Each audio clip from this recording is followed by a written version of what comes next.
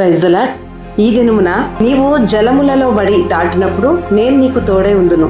నీవు అగ్ని మధ్యను నడిచినప్పుడు కాలిపోవు జ్వాలలు నిన్ను కాల్చవు అని ప్రభు ఈ దినమున తన మాటను వాగ్దానముగా నీకు అనుగ్రహిస్తూ ఉన్నాడు. నీవు అగ్ని మధ్యను నడిచినప్పుడు కాలిపోవు జ్వాలలు నిన్ను కాల్చవు అని ప్రభు మాట్లాడుచూ ఉన్నాడు.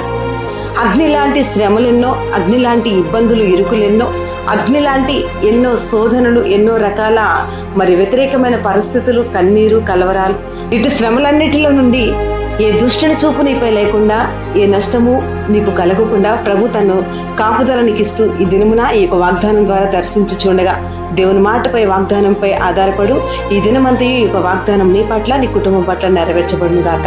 ప్రార్థన. తండ్రి నీకు స్తోత్రమయ్యా. మీ ప్రియులకు మీరు ఇచ్చిన ఈ యొక్క వాగ్దానం ప్రతి ఒక్కరి పట్ల నెరవేర్చి, ఎందరైతే మ్యారేడ్గా బర్త్డే జరుపుకున్నారో నీ నామంలో దీవించి ఆశీర్వదించమని వేడుచున్నాను తండ్రి.